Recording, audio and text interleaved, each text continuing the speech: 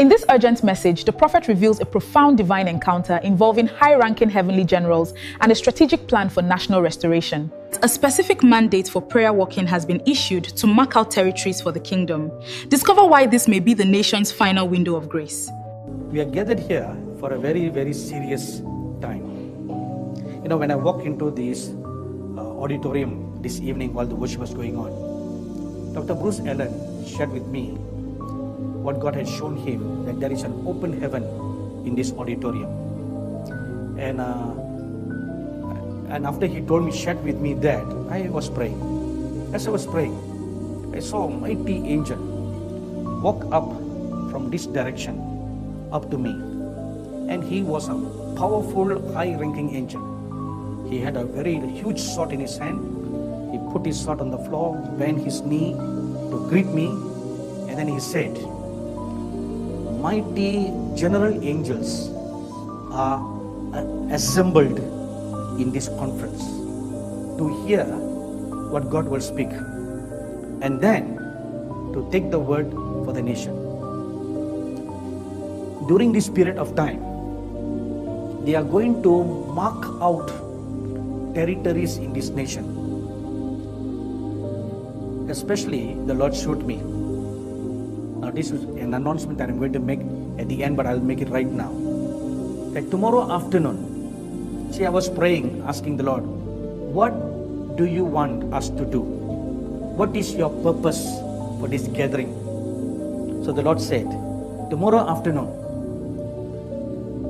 separate the people into groups and send a team to the White House to pray. Send one team to the Capitol, send one team to the Supreme Court, send one team to the Pentagon to do prayer walking and praying. And these generals will go with you and they will mark out territories. Mark out territories. For what they are going to mark out the territory, I don't exactly know. But I'm just conveying to you what I was told. So I spoke this with Bishop Fondong earlier on, and I said, you please plan how to divide everybody into groups. So all of you who are gathered here, you are not here by accident. So you have one small part to play. One small part. I don't know whether this may be the last chance. I don't know. The way things go and look, I tell you with all honesty, I love America. I've been coming to this nation from 1991, except for 3 years, every year without fail. And there are so many partners who love our ministry and have supported our ministry over the years. So I have great love and care and concern, personally as well as from spiritual point of view, the responsibility that God has given to me over this nation.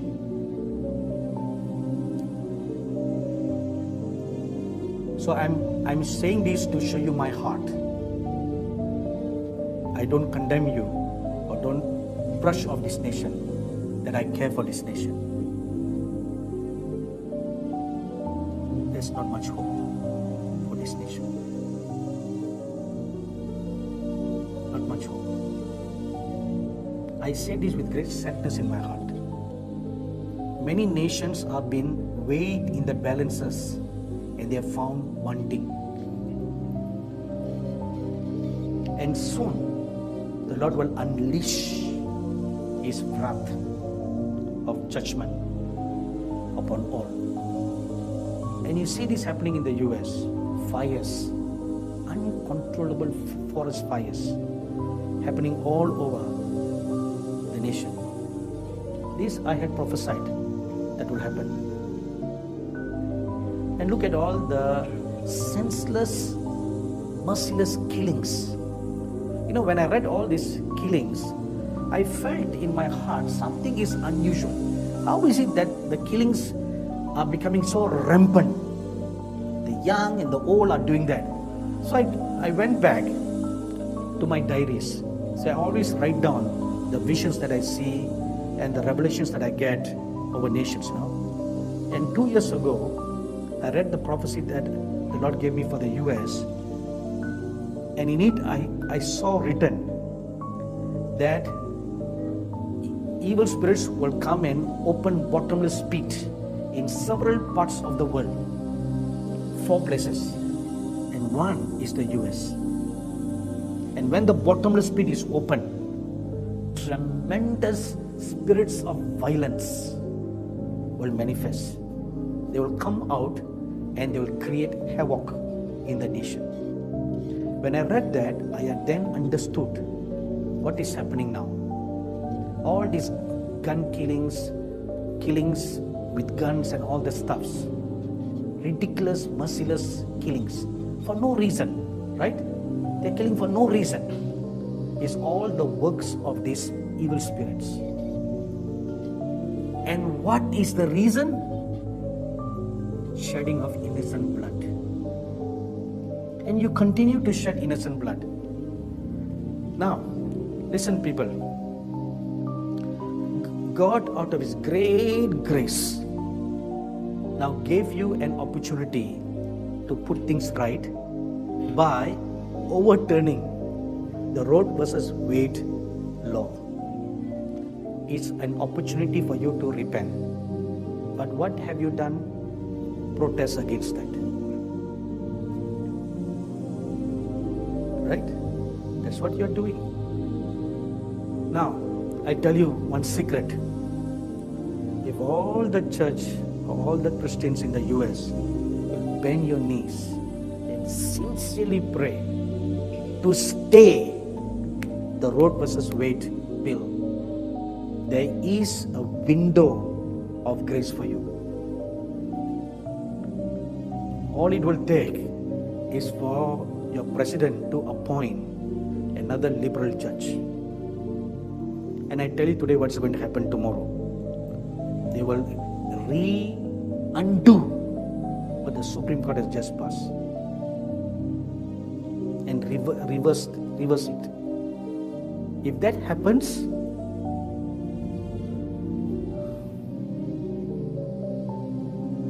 I'm sorry, you would have lost your last hope.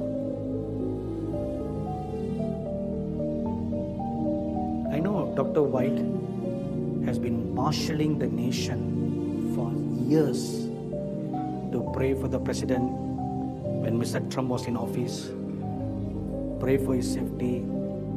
How much do we really pray?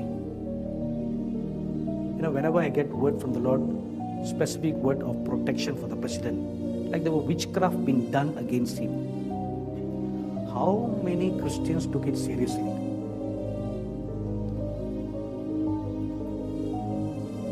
You don't simply care. You don't care. There's one young man over there. He's from India. He told me a few days ago that 3 of his friends, I suppose they are Americans, 3 of his American Christian friends, they purposely voted for Mr. Biden. So he asked them, why in the world would you Christians vote for Mr. Biden? You know what was the answer? Oh, we don't like Trump's personality. That was the answer. Not based on policy issues. Personality. So, you know, after he told me that, I pondered for a long time. Just like these 3 Christians, how many millions of Christians in the US had the same mind? Right, Dr. White? How many millions Christians had the same thought and they casted their vote against Mr. Trump?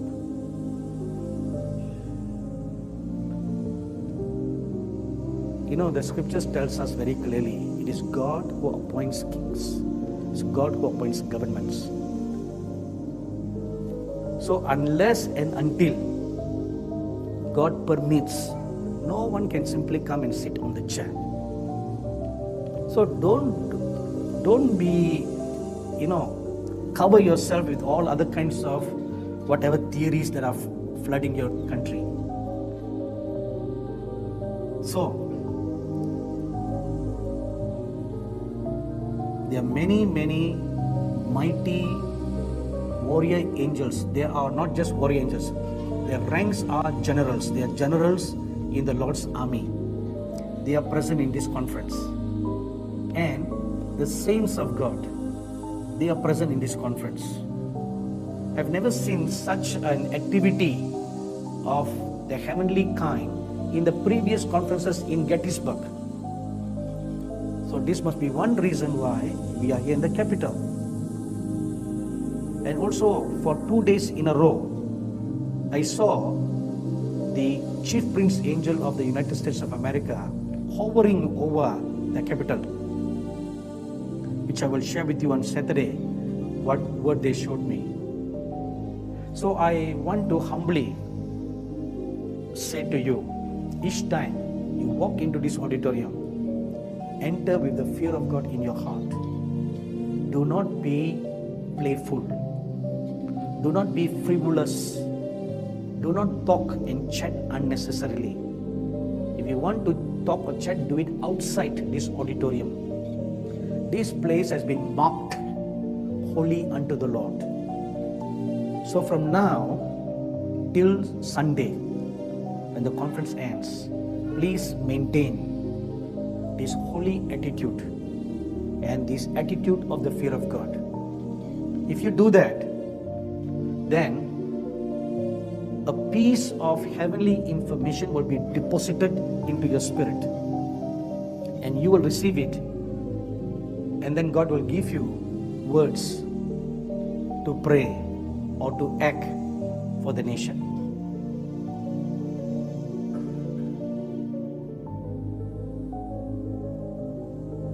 You know, the scripture says very clearly, time will delay no longer. Time will delay no longer. Meaning, He will not keep on waiting and waiting and waiting forever. He won't do that. His time has come. You know, recently, NASA had sent up a space telescope called the James Webb Space Telescope. It has gone far out into space where no other space telescopes have ever been. And the mirrors and the cameras in the telescope are so powerful. Even the scientists at NASA are astounded at the pictures that this telescope is taking and sending back to NASA.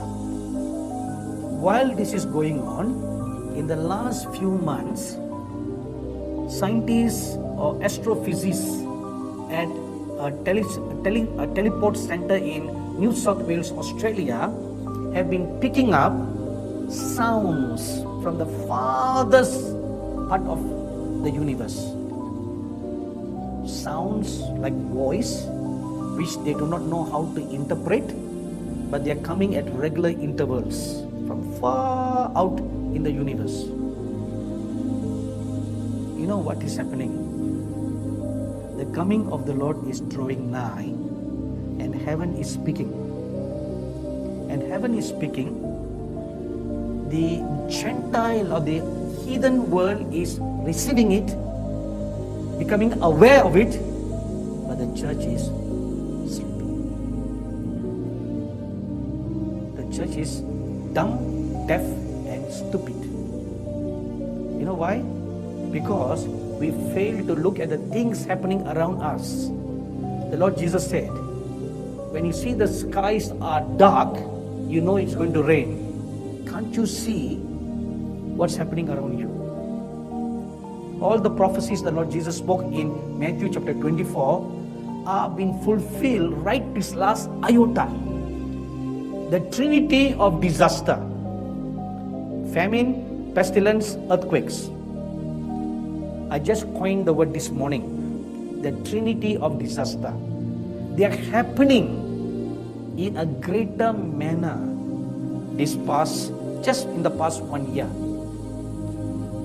We have hardly recovered from COVID-19. And now monkeypox has come up. And you know, within just 2 weeks, Monkeypox has infected 72 nations in the world. And World Health Organization is debating whether to announce another global pandemic. They are short of making an announcement because they don't want the world to be scared of another pandemic. And there's a fifth wave of this COVID pandemic that's now rising up. 649 deaths in the US so far by the fifth variant. So when is it going to stop? Now your eyes see all this, yet we are deaf, dumb and stupid because we just go about our mundane lifestyle and not caring or seeking the things that are above.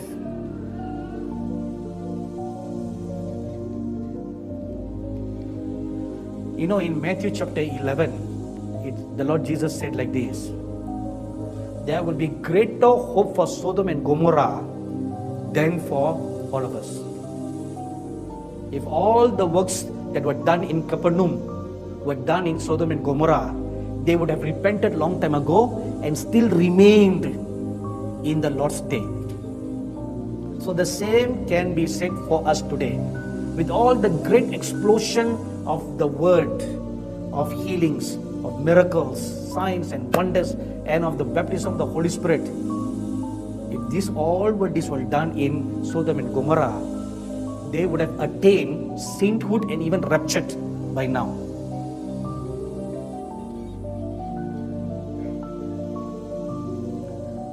My dearly beloved brothers and sisters, I put this word of the Lord before you today, and I call your attention to ponder, to think, reflect deeply. What do you want to do? Where do we go from here? So tomorrow afternoon, there won't be a session. There's supposed to be a teaching session. So Bishop Fondong will make a plan to divide all of you into groups. So one will go to the White House, one to the Capitol, one to the Supreme Court, and the fourth group to the Pentagon. So you spend the whole afternoon prayer walking, fasting, praying, and whatever God puts in your heart to prophesy over the places. You just don't rush. No, don't just drive around and say, I have done. Don't do that. You have a whole afternoon. Park your car somewhere, put your feet on the ground. Make contact with the ground. Once you make contact, then there are also angels already stationed there, and they will guide you. Amen. Thank you.